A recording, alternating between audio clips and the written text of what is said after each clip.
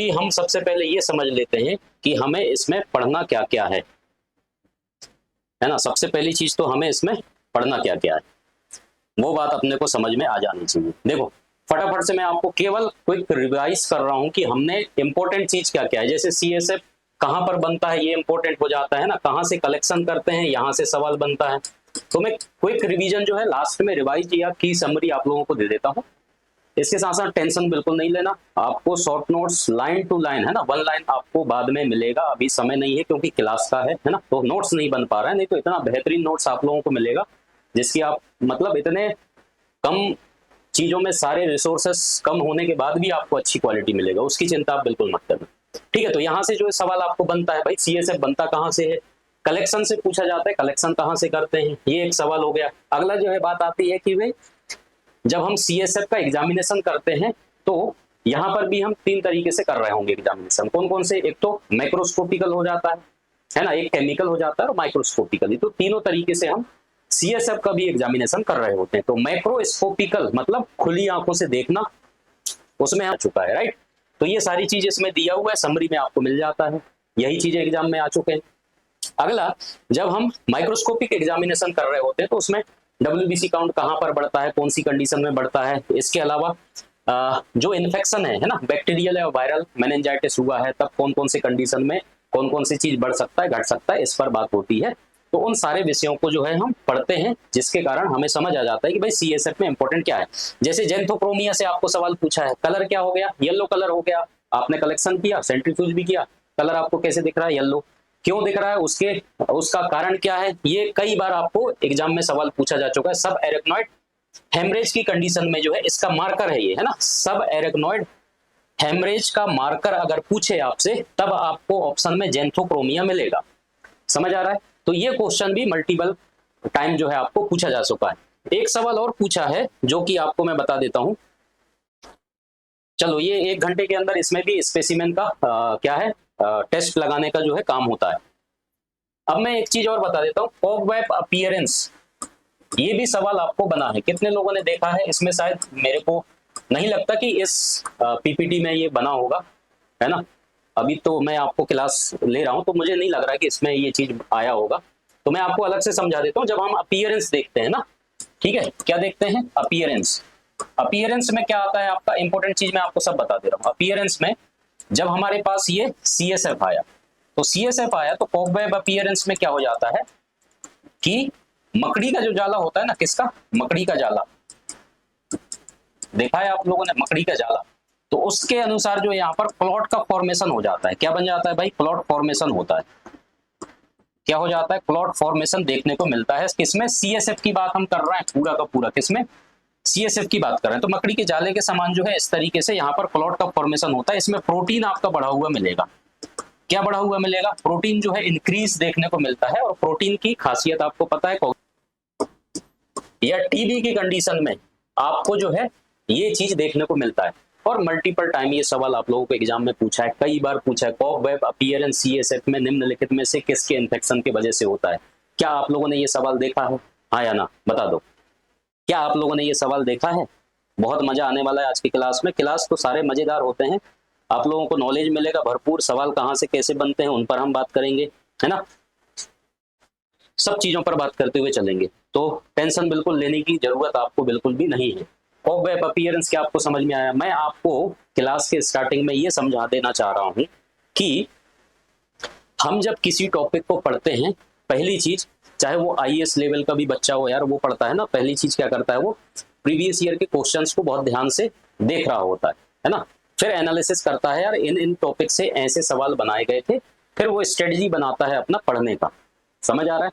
तो हम as a teacher बहुत सालों से एनालिसिस कर रहे हैं क्वेश्चन पेपर को, एमसीक्यू को, तब जाकर के हमने डिसाइड किया है कि अब बच्चों को इस तरीके से पढ़ाने की जरूरत है। पहले तो आसान क्वेश्चन भाई घिसे पेटे रिपीट होते थे, लेकिन अब थोड़ा सा चेंज हो चुका, तो उसको स्ट्रेटजी बनाते हुए हम आपको पढ़ाने के लिए आ गए हैं। आपको भी ऐसा समझना है, इसलिए मैं स्टार्टिंग में बता रहा हूं आपको कि क्वेश्चन ऐसे बन रहा है। तो जब मैं सीएसएफ एग्जामिनेशन कर रहा हूं, कौन सी चीज कर रहा हूं, सीएसएफ, तब आपको ये चीज समझना है कि सीएसएफ एग्जामिनेशन में जब मैं करता हूं तो रूटीन जो टेस्ट मैं करूंगा, रूटीन, कौन सा टेस्ट, रूटीन, तो इसमें मैं ग्रॉस एग्जामिनेशन करूंगा पहले। कौन सा, ग्रॉस एग्जामिनेशन, ठीक है, इसमें जो है आपको मैक्रोस्कोपिक आ जाता है। तो मैक्रोस्कोपिक का मतलब क्या होता है, खुली आंखों से देख करके मैं बताऊंगा, इसमें कलर देखूंगा, है ना, और अपीयरेंस देखूंगा। तो अभी मैंने बोला कि कलर से सवाल बनता है, जैसे जेंथोक्रोमिया क्या कलर हो गया, येलो कलर हो गया, है ना, कौन सा कलर हो गया, येलो कलर दिखाई दे रहा है, तो उसको मैं क्या बोल देता हूँ, जेंथोक्रोमिया। सवाल पूछा। अपीयरेंस की मैं बात कर रहा हूँ, देख रहा हूँ खुली आंखों से टर्बिडिटी है या क्लॉट बना हुआ है मकड़ी के जाला के समान, तो आपके ट्यूबरकुलस के कारण हो रहा है ना, हेमरेज का कारण ये हो रहा है, उसका मार्कर ही है। तो ये सारी चीजें हम पढ़ेंगे इसमें। तो ये रूटीन में हमारा क्या आ जाएगा, ग्रॉस एग्जामिनेशन हम कर रहेंगे। अगला हम इसमें क्या कर रहे होंगे, सेल काउंट कर रहे होंगे, ये सब ग्रॉस एग्जामिनेशन में आ जा रहा है। अगला क्या देखते हैं, ग्लूकोज देखते हैं, भाई ग्लूकोज नॉर्मल कितना है, प्रोटीन टेस्ट करके देखते हैं प्रोटीन कितना है। तो ये सारी की सारी चीजें जो है रूटीन और ग्रॉस एग्जामिनेशन में बिल्कुल प्लेन टेस्ट है ये सीएसएफ के। अब अगर ऐसा कोई संकेत मिलता है कि भाई और कोई डिसीज हो सकता है, तब मैं जाऊंगा किस पे, मैं जाऊंगा किस पे, कल्चर पे जाऊंगा कि भाई मैं इसका कल्चर भी करूंगा। अब मैं जाऊंगा इसका स्टेन भी करूंगा, है ना, स्टेनिंग में भी चला जाऊंगा, साइटोलॉजी में भी जा सकता हूं। तो इसका सैंपल किधर जाएगा, साइटोलॉजी में चला जाएगा सीएसएफ का। अगला अगला मैं जा सकता हूं, इसका इलेक्ट्रोफोरेसिस कर सकता हूं, क्या कर सकता हूं, इलेक्ट्रोफोरेसिस कर सकता हूं। अगला इसका वीडीआर टेस्ट भी लगा सकता हूं, है ना, ये आपके स्क्रीनिंग हो जाएगा, वायरल मार्कर का स्क्रीनिंग टेस्ट हो जाएगा। अगला अगर फंगल का लग रहा है, ग्रोथ है या फंगल का इन्फेक्शन है, तो फंगल का टेस्ट मैं लगाऊंगा, या बैक्टीरियल का एंटीजन टेस्ट लगा रहा हूँ, ठीक है। और अगर मुझे लगता है पीसीआर टेस्ट की जरूरत है, अगर मुझे लगता है पीसीआर टेस्ट की जरूरत है, तो मैं पीसीआर टेस्ट भी लगाऊंगा, पॉलीमराइज चेन रिएक्शन जिसको बोलते हैं। तो कुल मिलाकर के इस सीएसएफ का मैं इतने तरीके से मल्टीपल टेस्ट परफॉर्म करके ये पता लगाऊंगा कि भाई इसमें कोई इन्फेक्शन है, गड़बड़ी है, डिसीज है, बीमारी है या नहीं है ना। लेकिन बेसिक बेसिक सवाल जहां से बनते हैं हमारे लिए वो तो हम पढ़ ही लेंगे। स्टार्टिंग में ही मैंने बताया, जैसे कि आपको यहीं पर बता दिया, कहाँ गया ये, है ना। तो ये जो समरी देता हूं मैं आखिरी में, तो इसमें इंपॉर्टेंट फिल्टर वाली चीज जो एग्जाम में आ चुके हैं या आते हैं वही चीज है, फिर मैं रिपीट कर दे रहा हूँ। सिंपल, तो पहली चीज तो सीएसएफ के बारे में पूछता है कि सीएसएफ है क्या, फुल फॉर्म पूछ लेता है। अगला पूछता है सीएसएफ के कंपोजिशंस के ऊपर बात कर सकता है। फिर ये कहाँ बनता है, तो ये कोरोइड प्लेक्सस में आपको बनता है, ठीक है। सैंपल कलेक्शन के ऊपर सवाल बनता है कि कलेक्शन का साइट कौन सा है, कहां से हम कलेक्शन करते हैं, ठीक है, यहां से आपको सवाल पूछता है। अब अगला जो है मैंने बता दिया कि इसके अपीयरेंस, कलर और इन सारी के ऊपर बात करता है। फिर आपका प्रोटीन की नॉर्मल वैल्यू, ग्लूकोज की नॉर्मल वैल्यू, सेल का नॉर्मल वैल्यू कितना होता है, उसके ऊपर सवाल बनता है, राइट। तो ये सारी चीजें, बाकी हम जो माइक्रो ऑर्गेनिज्म है उनके प्रेजेंस में क्या क्या परिवर्तन होता है उनके ऊपर भी सवाल बन सकते हैं। तो इन सारे विषयों को अपन देखते हुए चलेंगे। तो ये हमारा क्या हो गया, ओवरव्यू हो गया जो हमें समझना है। और भी अगर मैं इसमें बताऊं, देखो, ठीक है, अब यहाँ पर ये सारे कंडीशन है, अपीयरेंस, है ना, ल्यूकोसाइड, प्रोटीन और ग्लूकोज, ये कहाँ कहाँ पर बढ़ सकते हैं इनकी हम बात करेंगे। जैसे नॉर्मल कंडीशन में अपीयरेंस क्लियर होता है, ल्यूकोसाइड कितना, लेस देन 5, ठीक। यहाँ पर प्रोटीन 15 से 45 नॉर्मल वैल्यू है, मोस्ट इंपोर्टेंट सवाल पूछता है। ग्लूकोज 45 से 80 नॉर्मल वैल्यू, मोस्ट इंपोर्टेंट सवाल पूछा जा चुका है।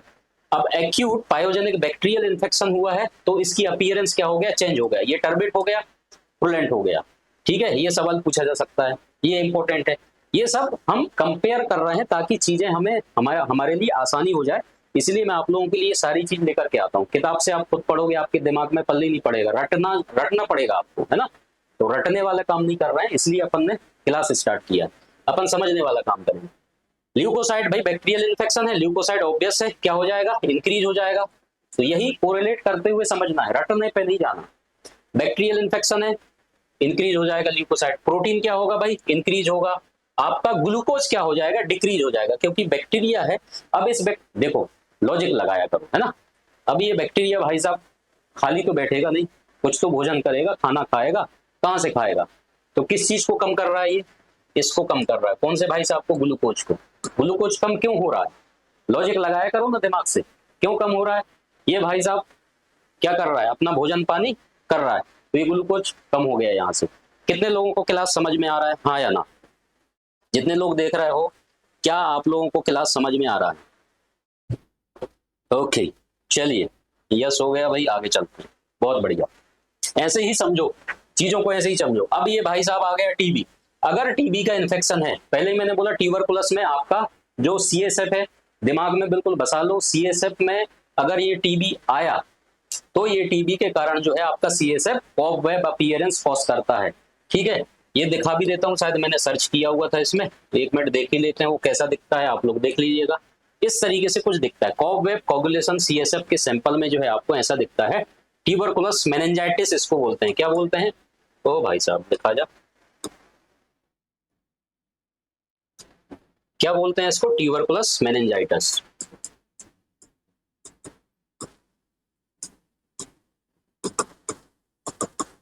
ठीक है, ये आप याद रख लीजिएगा, एग्जाम में मल्टीपल टाइम इससे सवाल बन चुका है। तो क्लॉट लाइक आपका जो जाला है पूरा, है ना, मकड़ी का जाला, इस तरीके से जो है पूरा शो होता है। और इस कंडीशन में ये इसमें रोल किसका भी होता है? प्रोटीन का। तो प्रोटीन भी जो है आपका क्या रहेगा, इसमें बढ़ा हुआ आएगा। प्रोटीन के कंडीशन में प्रोटीन अगर बढ़ा हुआ आएगा तो स्वाभाविक बात है ये क्लॉट का फॉर्मेशन करेगा। क्या फॉर्मेशन करेगा? क्लॉट का फॉर्मेशन कर रहा होगा। ये सिंपल बात है, इतनी बात समझ आ गई आपको। तो ये इंपॉर्टेंट है, ये ट्यूबरकुलोसिस भाई साहब, है ना। क्लाउडी हल्का धुंधला दिखेगा, इंक्रीज हो जाएगा आपका ल्यूकोसाइट, क्योंकि बैक्टीरिया का इन्फेक्शन है। प्रोटीन भी आपका इंक्रीज हो जाएगा, और ये बैक्टीरिया है तो ये भाई साहब भी आपके प्रोटीन ग्लूकोज को क्या कर देगा? डिक्रीज कर देगा। तो इतनी बात आपको समझ आ जानी चाहिए। अब ये वायरल इन्फेक्शन अगर है तो क्लाउडी आपको दिखेगा। अगला, यहाँ पर ल्यूकोसाइट क्या हो जाएगा? इंक्रीज हो जाएगा। प्रोटीन आपका क्या हो जाएगा? इंक्रीज हो जाएगा। सवाल जो मोस्ट इंपॉर्टेंट है, ये यूनिक है, ये भाई साहब बनता है सवाल, है ना। और यही सवाल जो है आपसे पूछा जाता है, निम्नलिखित में कौन से इन्फेक्शन में आपका ग्लूकोज का लेवल जो है नॉर्मल रहता है? ये एग्जाम में सवाल पूछा गया है ना, कितना यूनिक है ना, समझ आ रहा है? कौन सा इन्फेक्शन में सीएसएफ के आपका ग्लूकोज का लेवल जो है नॉर्मल रहता है? आपके ये सारे ऑप्शन आएंगे, है ना। पायोजेनिक इन्फेक्शन आएगा, बैक्टीरियल इन्फेक्शन, ट्यूबरकुलस आएगा, इसके अलावा कुछ और भी आएगा, और वायरल भी आएगा। तब आपको ध्यान रखना है, इसमें बच्चा कंफ्यूज हो जाता है और आंसर नहीं कर पाता, इसलिए मैं ये कंपेयर करके टेबल आपको दे रहा हूं कि आप चीजों को आसानी से समझो, कंपेयर करो, और देन आपके दिमाग में चीजें बस जानी चाहिए। तब आप बता देना भाई सब लोग, नॉर्मल किस में रहता है? ग्लूकोज ना तो घटता है ना तो बढ़ता है। आपका वायरल अगर मेनिंजाइटिस इन्फेक्शन है तब जो है आपको ये नॉर्मल देखने को मिलेगा। सब कुछ ओके है? क्या सब कुछ ओके है? हाँ या ना? आप लोगों ने कभी YouTube में इस तरीके से मुझे पढ़ाते नहीं देखा होगा, क्योंकि लाइव क्लास मैंने कभी YouTube में ऐसा नहीं पढ़ाया है ना, थ्योरी क्लास नहीं पढ़ाया है, रिकॉर्डेड ही है, MCQ भी है रिकॉर्डेड। चलो आगे चलते हैं। अब तो ये तो हो गया आपका, है ना। तो अब जब मैं मैक्रोस्कोपिक स्टडी करूंगा, चलो हम स्टार्ट करते हैं। अभी तो क्लास स्टार्ट हुआ ही नहीं है, अभी तो मैंने बेसिक चीजें ही बताया है आपको। क्या बताया है? बेसिक चीजें ही बताया हुआ है, क्लास अभी स्टार्ट कहाँ हुआ है।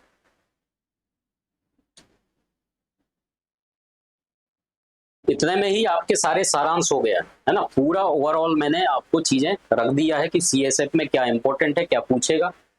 लेकिन मैं क्लास में बहुत डीप जाता हूं तो थोड़ा सा आपको लगेगा कि सर थोड़ा सा डीप जा रहे हैं, ज्यादा चीजें बता रहे हैं, लेकिन वो डीप नहीं है, है ना, आपके काम की चीजें हैं तो उनको हम समझते हुए चलेंगे। क्लियर है? चलिए भाई क्लास स्टार्ट करते हैं। अब हम सीधे चलते हैं, हर बार की तरह मैंने बोला है कि जिस चीज को हम पढ़ रहे हैं उसका कनेक्शन किसी चीज से है ना। अब जब हम सीएसएफ को पढ़ रहे हैं, इस सीएसएफ का कनेक्शन जो है हमारा सीएनएस से है। किससे है? सीएनएस से है। इसको बोलेंगे सेंट्रल नर्वस सिस्टम, है ना। अब इसका कनेक्शन हमारे मस्तिष्क से सीधा सीधा है।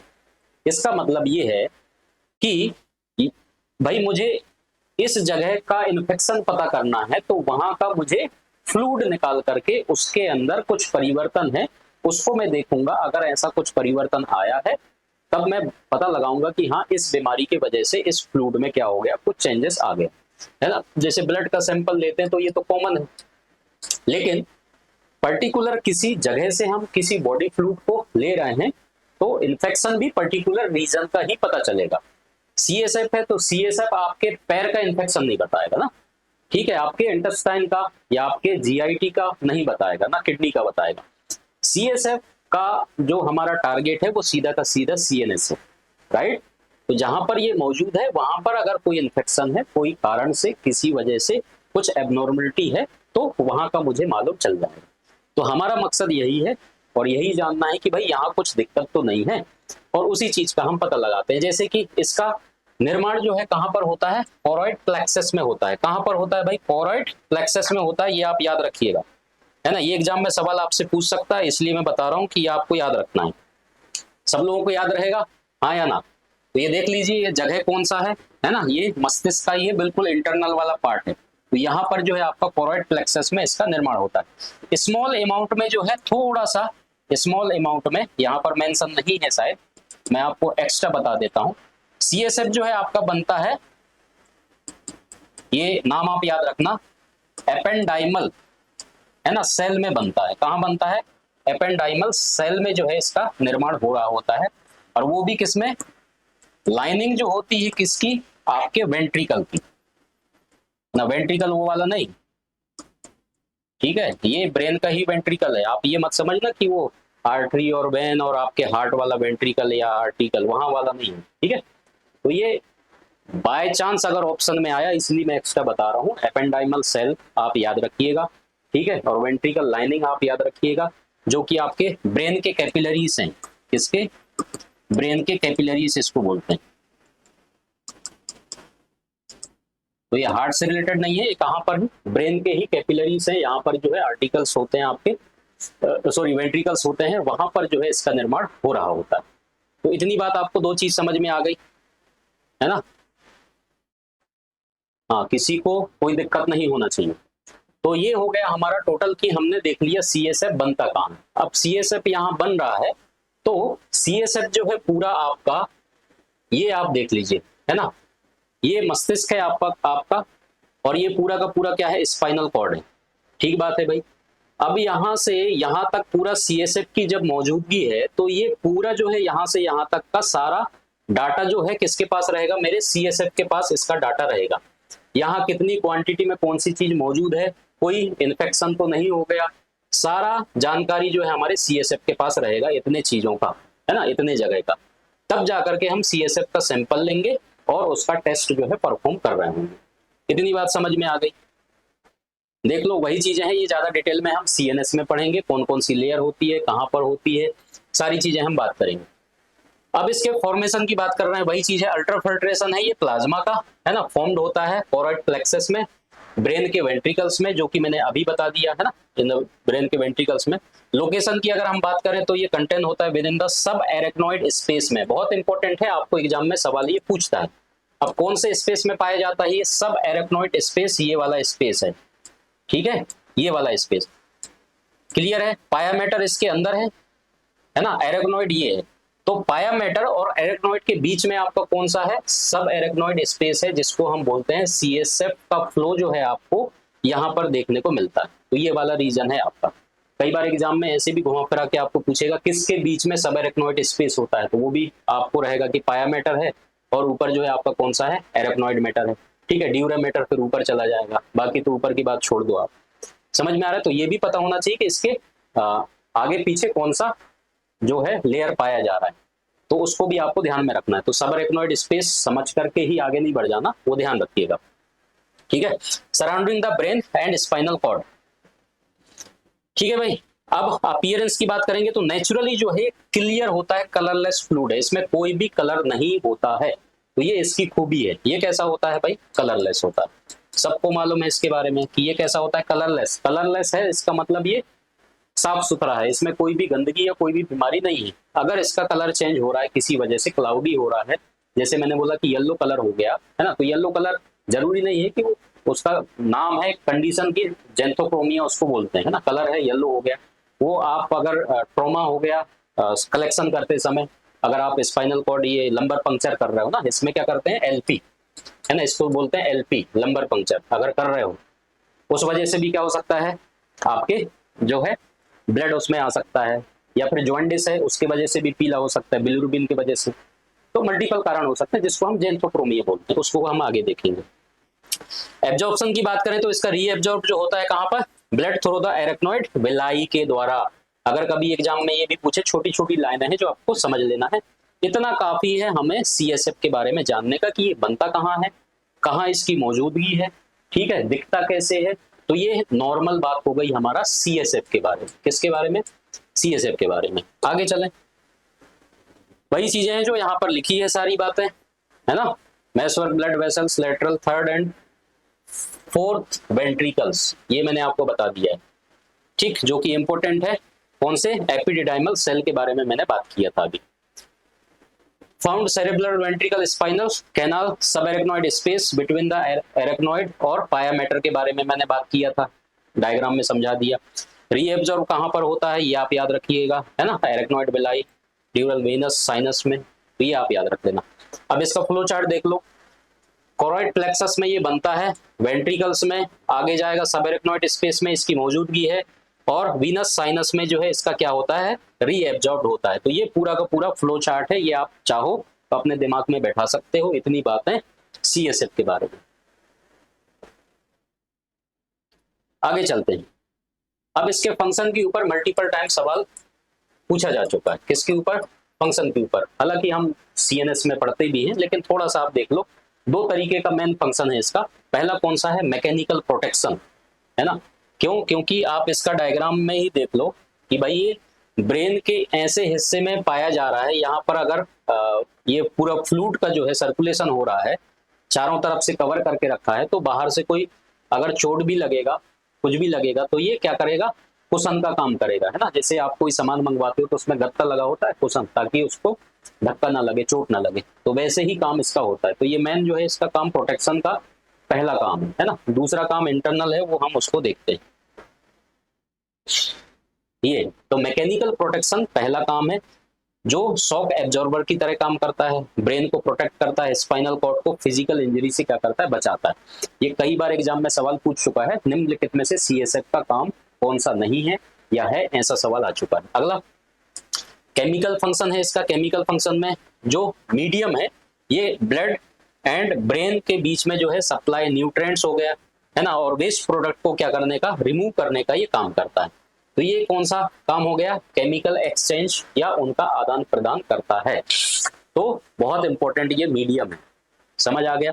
तो इतना जो है इसका मेन इंपॉर्टेंट काम है। अब आते हैं नॉर्मल वैल्यू। इंपॉर्टेंट है, सवाल पूछा है कई बार। 100 से जो है 150 ml, अगर बिल्कुल फिक्स बोलेगा तो 150 आपका आएगा, ठीक है। जब भी आता है तो 150 ही आता है, और रेंज की बात करेगा तो रेंज इतना आता है, ठीक।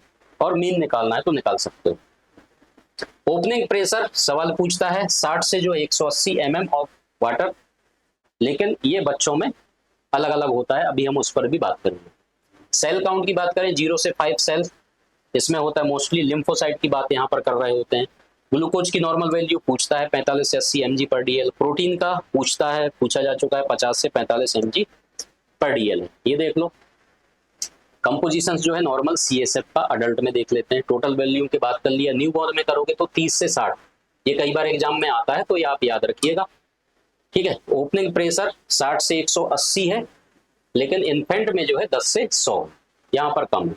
Appearance clear, colourless, no clot, कोई भी क्लॉट नहीं दिखता है। सेल अडल्ट की बात हमने कर लिया, एग्जाम में आता है सवाल, ठीक है। और बच्चों की अगर हम बात करें तो बढ़ा हुआ मिलेगा, जैसे आपको ब्लड में भी बढ़ा हुआ मिलता है, यहाँ पर भी सेम ही आपको बच्चों में बढ़े हुए मिलेंगे। 1 से 4 साल या 5 से 18 साल दोनों का दिया है। 1 से 4 है तो 0 से 20 और 0 से 10 जो है आपको 5 से 18। जैसे जैसे उम्र बढ़ेगा सेल का काउंट भी घटता जाएगा, ठीक है। अडल्ट में जाकर के 0 से 5 रह गए। अगला ग्लूकोज की बात हमने कर लिया है ना। तो ये कितना होता है? कई बार ये एग्जाम में पूछता है 60% और 2/3 ऑफ ब्लड ग्लूकोज का 2/3 होता है। ये आप याद रख लीजिएगा। छोटी छोटी लाइन है, बहुत इंपॉर्टेंट है। ये जो है 1% ऑफ प्लाज्मा प्रोटीन, कितना? 15 से 45 mg/dl। और उसके बाद ये इंपॉर्टेंट नहीं है, क्लोराइड आपका 120 से 130 मिली इक्विवेलेंट, क्योंकि इसकी यूनिट आप याद रखना, कई बार यूनिट जो है ना आपको कंफ्यूज कर देता है ना। सीरम का जो है 20 मिली इक्विवेलेंट पर लीटर। एब्सेंट होगा बिलीरुबिन इसमें, क्योंकि अगर बिलीरुबिन आ गया इसका मतलब इसका कलर चेंज हो जाएगा। क्या चेंज होगा? कलर। बिलीरुबिन आया, कलर चेंज हो जाएगा, येलो हो जाएगा, मैं उसको बोल दूंगा क्या? जेंथोक्रोमिया। क्लियर बात है। अब देख लो ये हमारा कलेक्शन साइट है L3 L4, ठीक है। लंबर पंक्चर निडल जो है हम L3 और L4 के बीच में जो है क्या कर रहे होते हैं, निडल को इंसर्ट कर रहे होते हैं, और यहां से जो है हम CSF को क्या करते हैं, कलेक्ट कर रहे होते हैं। समझ में आ गया? ये आप याद रख लीजिएगा। स्पाइनल कॉर्ड आपका कहां पर जाके खत्म होता है, ध्यान देना, L1 पर जो है, यहां पर जाके देखो ये है ना, और इसका साइट कौन सा है, कोनस मेड्यूलेरिस। कोनस मेड्यूलेरिस तक जाकर के यहाँ पर ये इसका पोर्शन का पार्ट नाम है इसका, है ना। तो ये L1 में जाके खत्म होता है। कहां पर, L1 पे। कई बार आपको लॉजिकल सवाल पूछा जा सकता है कि हम CSF का कलेक्शन L3 L4 के बीच में ही क्यों करते हैं, है ना। इसके ऊपर भी कर सकते हैं, इसके नीचे भी कर सकते हैं, तब आप बता देना, क्योंकि L1 में आपका क्या खत्म हो रहा है भाई, स्पाइनल कॉर्ड, है ना। अगर मैं इधर कहीं कलेक्शन करता हूं तो इंजरी सीधा का सीधा आपके स्पाइनल कॉर्ड पे होगा।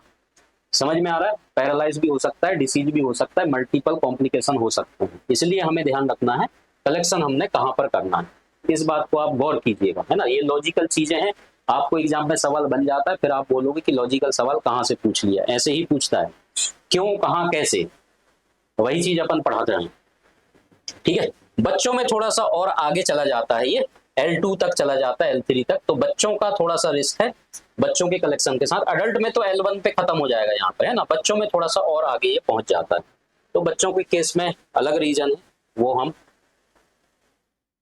डिस्कशन यहाँ पर नहीं कर रहे हैं, है ना। पोजीशन की बात हमने कर ली कि पेशेंट जो है lies their side lateral recommended, ये आप याद रखिएगा, ये अब कभी पूछा जा सकता है, आज तक नहीं पूछा है। अभी हम दिखा देते हैं किस पोजीशन में होना चाहिए। ये T4 गलत दिया है, इसको आप काट देना, आपको PDF में भी मिलेगा, है ना। ये थोड़ा सा गलत टाइप हो गया है, इसको हटा देना। गोल्डन रूल इसमें दिया हुआ था कि needle must enter below T20 दिया हुआ था, बस ये गलत है, L1 है इसमें, है ना। Where the spinal cord end to prevent paralysis, देखो, और नर्व इंजरी, ठीक है, कोडा एक्विना जिसको बोलते हैं, ये ना हो, इस कारण से हमारा गोल्डन रूल जो होता है L1 के बाद होता है। किसके बाद, L1, क्योंकि यहां पर जाकर के देखो एंड पोर्शन आपका स्पाइनल कॉर्ड का है ना, तो L1 के नीचे हम जाएंगे, वहां से हमारा कलेक्शन का काम होगा। तो ये गोल्डन रूल है, आप याद रखिए। टारगेट साइड आपका L3 L4 है, L4 L5, तो ये पूछा है L3 L4 के बीच में या L4 L5 के बीच में, ये हमारा कलेक्शन साइट है दो, ये आप याद रख लीजिएगा। L1 के नीचे हमेशा रहेगा। क्यों कर रहे हैं, इसके पीछे का कारण मैंने आपको बता दिया था, यहां पर भी लिखा हुआ है, ये भी याद रखना, बस इसको इंप्रूव कर लेना। ये T12 जो लिखा हुआ है ना, ये मिसप्रिंट हुआ है। चलिए आगे चलते हैं। देखो पोजीशन इस तरीके से है, कुछ मरीज को, है ना, इस तरीके से लिटाया जाता है, देन उसके बाद जो है इसको लोकल एनेस्थीसिया देते हैं, और उसके बाद अच्छे से इसमें स्टेराइल करेंगे, साफ करेंगे, नहीं तो इन्फेक्शन जो है अंदर चला जाएगा। तो इसमें साफ सफाई बहुत जरूरी होता है, तो इस बात का हमें ध्यान रखना रहता है। कभी पूछेंगे नहीं ऐसे सवाल, अपन तो एग्जाम ओरिएंटेड बात कर रहे हैं, फिर भी समझ लो चीजों को कौन कैसा होता है। ये लिखने वालों के लिए है इतना लंबा प्रोसेस, बाकी अपन अपने जो काम का है, हम गवर्नमेंट एग्जाम की तैयारी कर रहे हैं, अपने जो काम का है वो अपन समझेंगे अच्छे से, ठीक है। ये देख लो सेरेब्रोस्पाइनल फ्लूइड का, है ना, 2 वर्टिब्रा के बीच में से सैंपल का कलेक्शन कर रहे होते हैं। निडल की अगर हम बात करें तो वही है, लंबर पंक्चर निडल होता है। ज्यादातर जो यहाँ पर 22 से लेकर के 25 तक का गेज जो है हम यूज करते हैं, है ना। तो वेरी करता है वो कि फिजिशियन जो है किस तरीके से उसको कंफर्टेबल है या मरीज कंफर्टेबल है, वो डिसाइड करता है, तो कोई ऐसा फिक्स नहीं है। कई किताबों में आपको 22 मिलेगा, कई किताबों में आपको 25 भी मिल जाएगा। समझ में आ गया? तो ये इसका पोजीशन है, हमने देख लिया, है ना, साइड देख लिया। उसके बाद हम डिसइंफेक्टेंट कैसे करेंगे, ओविडिन आयोडीन, है ना, और स्टेराइल करेंगे, ड्रेप्स, लोकल एनेस्थीसिया उसको देंगे। तो ये कुछ तैयारी होता है। निडल का हो गया, कलेक्ट, मेजरिंग, स्टेराइल, 4 ट्यूब में जो है हम कलेक्शन करते हैं। CSF का कलेक्शन 4 ट्यूब में, कुछ किताबों में आपने 3 ट्यूब देखे होंगे। अब 4 ट्यूब में कलेक्शन कौन कौन से हैं, प्रोटोकॉल देख लो। एक तो है आपका केमिस्ट्री, जिसमें आप क्या करोगे, ग्लूकोज, प्रोटीन, है ना। अब ये जो 4 ट्यूब में आप कलेक्शन करोगे, यहां पर आपका 1 ml होगा, ठीक है, माइक्रोबायोलॉजी में आपका 2 ml होगा, इसमें आपका 1 ml होगा, इसमें आपका 1 ml होगा।